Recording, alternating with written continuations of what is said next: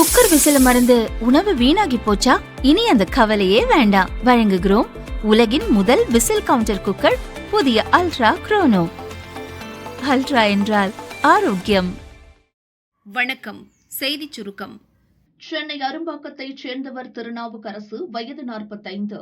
இவர் IBDS என்ற கருத்து கணிப்பு நிறுவனத்தை நடத்தி வருகிறார்.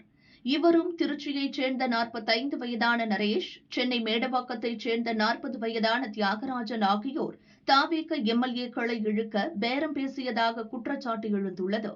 தாவேக ஆட்சியை கவிழ்க்க MLA-க்களிடம் பேரம் பேசப்பட்டதாக கூறப்படும் இந்த வழக்கில் ஊத்தங்கரை தொகுதி தாவேக MLA doctor Ilaiyaraaja Chennai police commissioner அலுவலகத்தில் புகார் அளித்தார்.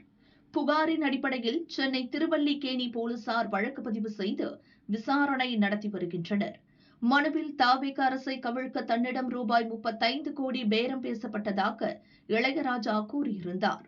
இதையடுத்து இந்த வழக்கில் தொடர்புடையதாக கூறப்படும் திருநாவுக்கரசு, தியாகராஜன், நரேஷ், ரமேஷ், கார்த்தி, செல்வன், சீனிவாசன், ராஜேஷ் ஆகிய 8 பேரை போலீசார் கைது செய்துள்ளனர். தொடர் விசாரணையில் தாவேக ஆட்சி கவிழ்ப்பு பின்னணியில் கோவை தெற்கு தொகுதி திமுக MLA-வும் அக்கட்சியின் முன்னாள் அமைச்சருமான செந்தில் பாலாஜி மற்றும் அவரின் சகோதரர் அசோக்குமார் ஆகியோர் இருப்பது தெரியவந்துள்ளது. தாவேக ஆட்சியை கவிழ்க்க 180 கோடி ரூபாய்க்கு பேரம் பேசப்பட்டதும் போலீஸ் விசாரணையில் தெரியவந்துள்ளது.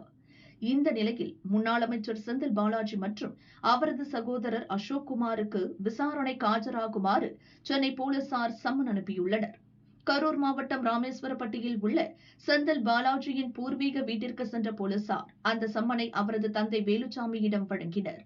அந்த சம்மனில் வரும் ஜூலை 6ஆம் தேதி சென்னை திருவல்லிக்கேணி போலீஸ் நிலையத்தில் விசாரணைக்கு ஆஜராகுமாறு குறிப்பிடப்பட்டுள்ளது. மேலும் இந்த வழக்கு தொடர்பாக செந்தில் பாலாஜி மற்றும் அசோக்குமார் ஆகியோருக்கு எதிராக லுக் அவுட் நோட்டீஸ் பிறப்பிக்கப்பட்டுள்ளது. தமிழகத்தில் தடை செய்யப்பட்ட குட்கா, பான் மசாலா பொருட்களை லஞ்சம் பெற்றுக் கொண்டு விற்பனைக்கு அனுமதித்தது தொடர்பாக முன்னாள் அமைச்சர்கள் ரமணா, சி. விஜயபாஸ்கர், சென்னை முன்னாள் கமிஷனர் ஜார்ஜ், தமிழக முன்னாள் DGP ராஜேந்திரன் உள்பட 26 பேருக்கு எதிராக CBI வழக்கு பதிவு செய்தது. சென்னையில் உள்ள MP, MLA-க்கள் மீதான வழக்குகளை விசாரிக்கும் சிறப்பு கோர்ட்டில் வழக்கு நிலுவையில் உள்ளது. குற்றம் சாட்டப்பட்டுள்ள சென்னை முன்னாள் கமிஷனர் ஜார்ஜ் சிறப்பு கோர்ட்டில் ஒரு மனுவை தாக்கல் செய்தார். அதில் விசாரணை அதிகாரியிடம் வாக்குமூலம் அளிக்காதவர்கள் பலர் இந்த வழக்கில் சாட்சிகளாக சேர்க்கப்பட்டுள்ளனர். அவர்களை CBI தரப்பு சாட்சிகள் பட்டியலிலிருந்து நீக்க வேண்டும் அல்லது அனைத்து சாட்சிகளின் வாக்குமூலங்களின் நகல்களை வழங்க உத்தரவிட வேண்டும் என கோரியிருந்தார். இந்த மனுவை சிறப்பு நீதிமன்றம் தள்ளுபடி செய்தது. இதை எதிர்த்து சென்னை ஹைகோர்ட்டில் ஜார்ஜ் முறையிட்டார். நீதிபதி GK இளந்திரையன் என்று விசாரித்தார். குட்கா முறைகேடு வழக்கில் 278 சாட்சிகள் சேர்க்கப்பட்டுள்ள நிலையில் சில சாட்சிகளின் வாக்குமூலங்கள் பதிவு செய்யப்படவில்லை. பதிவு செய்யப்பட்ட சாட்சிகளின் வாக்குமூலங்கள் மனுதாரருக்கு ஏற்கனவே வழங்கப்பட்டு விட்டதால் மனுதாரர் கோரிக்கையை நிராகரித்த சிறப்பு நீதிமன்றத்தின் உத்தரவில் எந்த தவறும் இல்லை என கூறி முன்னாள் கமிஷனர் ஜார்ஜின் மனுவை தள்ளுபடி செய்து உத்தரவிட்டார். மேலும் குட்கா முறைகேடு வழக்கை 12 வாரங்களுக்குள் விசாரித்து முடிக்க வேண்டும் என சிறப்பு கோர்ட்டுக்கு ஹைகோர்ட் நீதிபதி இளந்திரையன் உத்தரவிட்டுள்ளார். ஹைகோர்ட்டின் இந்த உத்தரவால் சி. விஜயபாஸ்கர் உள்ளிட்டோர் மீதான இந்த வழக்கு மீண்டும் வேகமெடுத்துள்ளது. பெட்டிக்கடைக்காரரிடம் ஜிபே மூலம் லஞ்சம், 2 காவல் நிலைய ஏட்டுகளுக்கு தண்டனை. திருவாரூர் கூத்தாநல்லூர் அருகே அத்திக்கடையில் பாஸ்கர் என்பவர் பெட்டிக்கடை நடத்தி வருகிறார். இவரது கடையில் தடை செய்யப்பட்ட குட்கா, பான் மசாலா பொருட்கள் விற்கப்படுவதாக வந்த தகவலை அடுத்து போலீசார் சோதனையிட்டனர். விற்பனைக்காக பதுக்கி வைக்கப்பட்டிருந்த குட்கா மற்றும் பான் மசாலா பொருட்கள் பறிமுதல் செய்யப்பட்டன. பாஸ்கர் கைது செய்யப்பட்டார். அவரது வங்கிக் கணக்கு மற்றும் மொபைல் போனை தனிப்படை போலீசார் ஆய்வு செய்தனர். கடந்த 2 ஆண்டுகளாக அவரது ஜிபே கணக்கில் இருந்து நன்னிலம் காவல் நிலைய ஏட்டு பாரதிராஜா மற்றும் குடவாசல் காவல் நிலைய ஏட்டு மனோகரன் ஆகியோருக்கு பலாயிரக்கணக்கான ரூபாய் பணப்பரிமாற்றம் செய்யப்பட்டிருப்பது தெரியவந்தது. குட்கா விற்பனையை கண்டுகொள்ளாமல் இருப்பதற்காக போலீசார் கேட்கும் போதெல்லாம் 2000, 3000 ரூபாய் என லஞ்சமாக பணத்தை பாஸ்கர் அனுப்பியிருப்பதும் உறுதி செய்யப்பட்டது. உணவு பாதுகாப்புத்துறை அதிகாரி ஒருவருக்கும் ஜிபே மூலம் அடிக்கடி லஞ்சம் கொடுத்துள்ளார். போலீஸ் ஏட்டுக்கள் பாரதிராஜா மற்றும் மனோகரனை திருவாரூர் SP சதீஷ்குமார் சஸ்பெண்ட் செய்தார். லஞ்சம் பெற்ற உணவு பாதுகாப்புத்துறை அதிகாரி மீது துறை ரீதியான நடவடிக்கை எடுக்க மாவட்ட உணவு பாதுகாப்புத்துறை அதிகாரிக்கு பரிந்துரை செய்துள்ளார். திமுக MP மகன் தாவேகாவில் ஐக்கியம். அதிமுக முன்னாள் அமைச்சர்கள், முன்னாள் எம்பி, எம்எல்ஏக்கள் அடுத்தடுத்து கட்சியிலிருந்து விலகி ஆளும் கட்சியான தவேகாவில் இணைந்து வருகின்றனர். ஒவ்வொரு வாரமும் சனிக்கிழமையன்று சென்னை பனையூரில் உள்ள தவேக அலுவலகத்தில் இணைப்பு விழா நடக்கிறது. அதேபோல் இன்று நடந்த இணைப்பு விழாவில் முன்னாள் அமைச்சர் வைகை செல்வன், நடிகர் ரவிமரியா, இயக்குநர் RV உதயகுமார், பெங்களூரு புகழேந்தி உள்பட ஏராளமானோர் தவேக பொதுச் செயலாளர் ஆனந்த் முன்னிலையில் கட்சியில் இணைந்தனர். அவர்களுக்கு பொன்னாடை போர்த்தியும் தவேக துண்டை அணிவித்தும் ஆனந்த் வரவேற்றார். இதேபோல் அரக்கோணம் திமுக எம்பி ஜெகத் ரட்சகனின் மகன் சந்தீப் ஆனந்தும் தவேகாவில் ஐக்கியமானார்.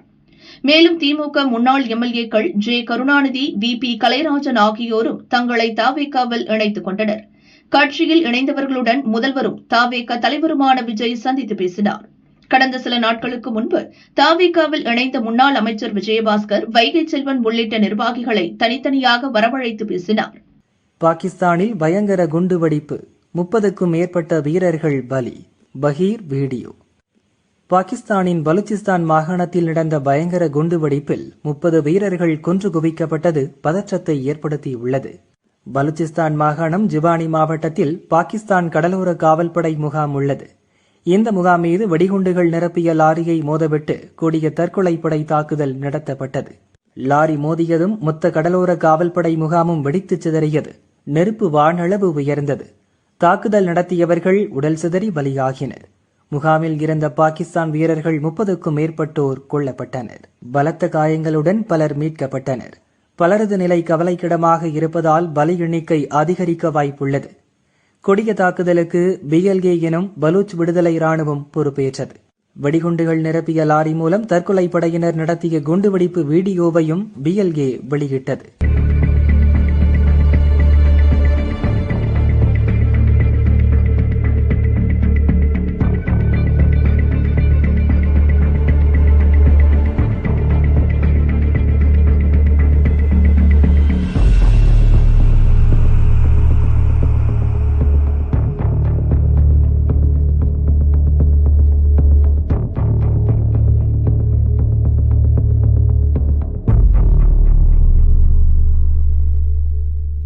அட்டாக் தொடர்பாக BLA கிளர்ச்சிப்படை செய்தி தொடர்பாளர் ஜியந்த் பலோச் கூறியது, பாகிஸ்தான் படைகளை குறிவைத்து முடிக்கும் ஆபரேஷனின் தொடர்ச்சியாக இந்த தாக்குதலை நடத்தினோம். இதை எங்கள் தற்கொலை படை பிரிவைச் சேர்ந்தவர்கள் கச்சிதமாக நடத்தினர். 30க்கும் மேற்பட்ட பாகிஸ்தான் வீரர்களை கொன்றுவிட்டோம் என்றார். பாகிஸ்தானின் மிகப்பெரிய மாகாணம் பலுச்சிஸ்தான். மக்கள் தொகை குறைவு, ஆனால் வளங்கள் ஏராளம். இந்த மாகாண மக்கள் பலரும் தாங்கள் தனி இனத்தைச் சேர்ந்தவர்கள், பாகிஸ்தானியர்கள் அல்ல. எனவே பலுச்சிஸ்தானை தனி நாடாக அறிவிக்க வேண்டும் என்று வலியுறுத்தி வருகின்றனர். இதற்காக பல அமைப்புகளும் போராடுகின்றன. அதில் ஆயுதம் ஏந்தி போராடும் பலுச் விடுதலை ராணுவம் முதன்மையானது. பாகிஸ்தான் பாதுகாப்பு படை வீரர்களை அழிப்பதுதான் இவர்களின் முதல் டார்கெட்.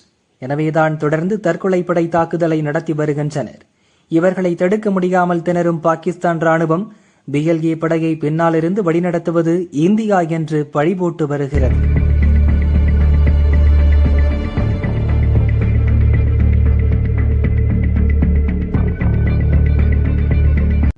மும்பையை ஸ்தம்பிக்க வைத்த கனமழை, சென்னை மும்பை விமானங்கள் ரத்து.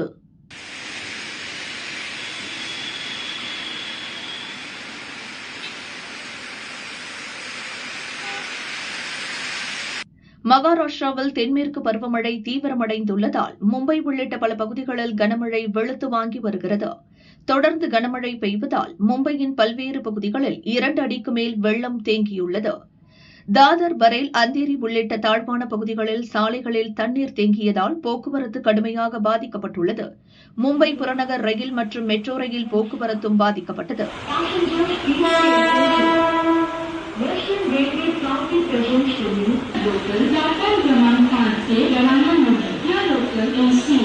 விமான போக்குவரத்திலும் தாமதம் ஏற்பட்டன. பல விமானங்கள் மாற்றுப்பாதையில் இயக்கப்பட்டுள்ளன. மும்பையிலிருந்து சென்னை மற்றும் அந்தமானுக்கு இயக்கப்படும் விமானங்கள் உட்பட ஆகாஷ் ஏர்வேஸின் 6 விமானங்கள் ரத்து செய்யப்பட்டுள்ளன. கனமழைக்கு இதுவரை மகாராஷ்டிராவில் 5 பேர் மரணமடைந்துள்ளனர். மும்பை, தானே, பால்கர், ராய்காட் ஆகிய கடலோர மாவட்டங்களுக்கும் புனே, சதாரா மலைப்பகுதிகளுக்கும் 7ஆம் தேதி வரை அதிதீவிர மழைக்கான ரெட் அலர்ட் விடுக்கப்பட்டுள்ளது. அத்தியாவசிய தேவையின்றி பொதுமக்கள் வீட்டை விட்டு வெளியே வர வேண்டாம் என மும்பை மாநகராட்சி அறிவுறுத்தியுள்ளது.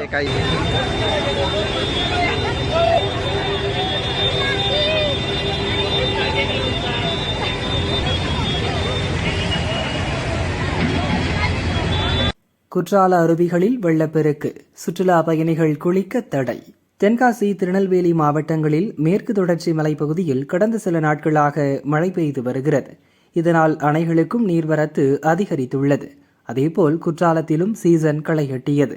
சாரல் மழையிலும் சுற்றுலா பயணிகள் அருவியில் குளித்து உற்சாகமடைந்தனர். இந்நிலையில் மேற்கு தொடர்ச்சி மலைப்பகுதியில் பெய்து வரும் தொடர் மழையால் குற்றால அருவிகளில் திடீர் வெள்ளப்பெருக்கு ஏற்பட்டது. இதனால் மெயினருவி, ஐந்தருவி, புலியருவியில் குளிக்க தடை விதிக்கப்பட்டது. வெள்ளப்பெருக்கு காரணமாக தடை விதிக்கப்பட்டதால் வார விடுமுறையை கொண்டாட குற்றாலத்துக்கு வந்த சுற்றுலா பயணிகள் ஏமாற்றமடைந்தனர். தீவிரமடைந்த புயல் சின்னம், புரட்டியெடுக்கும் தென்மேற்கு, ரெட் அலர்ட்டில் 6 இடம். தமிழகம் நிலை என்ன? இந்தியாவின் பல இடங்களில் தென்மேற்கு பருவமழை தீவிரமடைந்துவிட்டது. குறிப்பாக மகாராஷ்டிரா, குஜராத், கோவா உள்ளிட்ட பகுதிகளில் கனமழை வெளுத்து வாங்குகிறது. பல இடங்கள் வெள்ளத்தில் தத்தளிக்கின்றன. இந்த நிலையில் வங்கக்கடலில் உருவான புயல் சின்னம் இப்போது வலுப்பெற்று விட்டதால் தென்மேற்கு பருவமழை மேலும் தீவிரமடையும் என்று இந்திய வானிலை ஆய்வு மையம் கூறியுள்ளது. அதன் அறிக்கை: சில நாட்களுக்கு முன்பு வடக்கு ஒடிசா, மேற்கு வங்கத்தின் கடலோர பகுதிகளில் தென்மேற்கு பருவமழையின் முதல் காற்றழுத்த தாழ்வு பகுதி உருவானது. இன்று அதிகாலை 5:30 மணி நிலவரப்படி அதே பகுதியில் ஆழ்ந்த காற்றழுத்த தாழ்வு பகுதியாக வலுப்பெற்றது. அடுத்த 3 நாட்களுக்கு மேற்கு மற்றும் வடமேற்கு திசையில் வடக்கு ஒடிசா மற்றும் சத்தீஸ்கர் நோக்கி மெதுவாக நகரும். இதன் காரணமாக இந்தியாவில் தென்மேற்கு பருவமழை வலுப்பெறும். குறிப்பாக மத்திய இந்திய பகுதிகளில் அடுத்த 5 நாட்களுக்கு கனமழை கொட்டி தீர்க்கும். இதன் காரணமாக குஜராத், மத்திய மகாராஷ்டிரா, கோவா, ஒடிசா, மேற்கு மத்திய பிரதேச பகுதிகளுக்கு இன்று ரெட் அலர்ட் விடுக்கப்பட்டுள்ளது. இங்கு 200 மில்லிமீட்டருக்கும் மேல் கனமழை கொட்டி தீர்க்கும். அதேபோல் கிழக்கு மத்திய பிரதேசம், கர்நாடகாவின் கடலோர பகுதிகள், சத்தீஸ்கர், கிழக்கு ராஜஸ்தான், தெலுங்கானாவுக்கு ஆரஞ்ச் எச்சரிக்கை விடுக்கப்பட்டுள்ளது. 120 மில்லிமீட்டருக்கும் மேல் மழை பெய்ய வாய்ப்புள்ளது. இதேபோல் தமிழகம், புதுச்சேரி, கேரளா, மேற்கு வங்கம், கர்நாடகா, அஸ்ஸாம், மேகாலயா, நாகாலாந்து, மணிப்பூர், மிசோரம், திரிபுரா ஆகிய மாநிலங்களுக்கு மஞ்சள் அலர்ட் விடுக்கப்பட்டுள்ளது. இங்கு மிதமான மழை பெய்யக்கூடும். 5ஆம் தேதி மகாராஷ்டிரா, கோவா, ஒடிசா, ஹரியானா, குஜராத் மாநிலங்களுக்கும், 6ஆம் தேதி மறுநாள் குஜராத், மகாராஷ்டிரா, ஒடிசா மாநிலங்களுக்கும், 7ஆம் தேதி குஜராத், மகாராஷ்டிரா மாநிலங்களுக்கும் ரெட் அலர்ட் விடுக்கப்பட்டுள்ளது. தமிழகத்தில் நாளைக்கும் மிதமான மழைக்கு வாய்ப்பு உண்டு. அதற்கடுத்த சில நாட்களுக்கு மழைக்கான எச்சரிக்கை இல்லை. சென்னையை பொறுத்தவரை இன்று வானம் ஓரளவு மேகமூட்டத்துடன் காணப்படும். இடி மின்னலுடன் லேசான அல்லது மிதமான மழை பெய்யக்கூடும். 5ஆம் தேதி முதல் 10ஆம் தேதி வரை லேசான மழை தொடரும் என்று இந்திய வானிலை ஆய்வு மையம் கூறியுள்ளது.